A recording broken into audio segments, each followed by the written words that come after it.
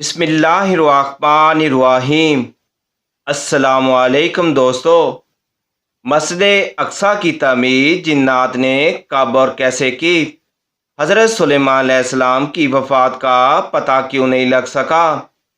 اللہ تعالیٰ کی جانب سے حضرت سلیمان علیہ السلام کو ایسی بے مثال حکومت اور سلطنت حاصل تھی کہ صرف ساری دنیا پر نہیں بلکہ جنات، طیور اور ہوا پر بھی ان کی حکومت تھی، مگر ان سب سامانوں کے باوجود موت سے ان کو بھی نجات نہ تھی، اور یہ موت تو مقررہ وقت پر آنی تھی۔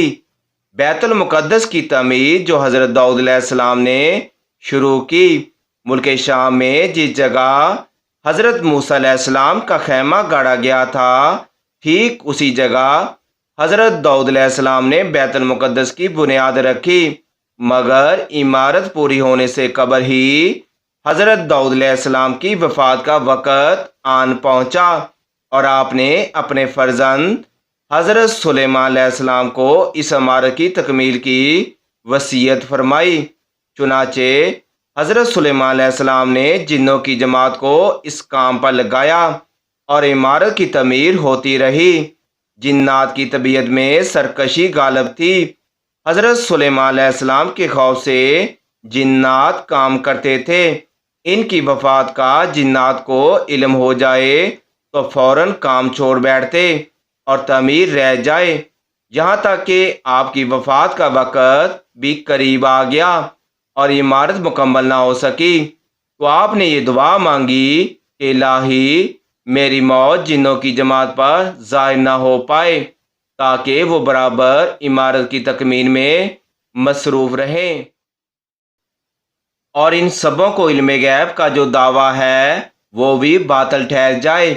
اور یہ دعا مانگ کر آپ محراب میں داخل ہو گئے، اپنی عادت کے مطابق اپنی لاٹھی ٹیک کر عبادت میں کھڑے ہو گئے۔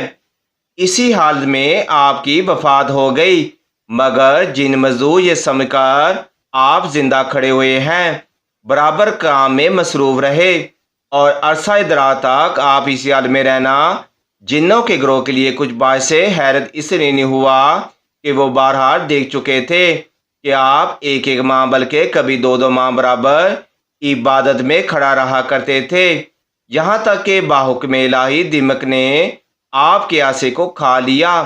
عصا گر جانے سے آپ کا جسم مبارک زمین پر آ گیا، اور اسی وقت جنوں کی جماعت تمام انسانوں کو پتہ چل گیا کہ آپ کی وفات ہو گئی ہے۔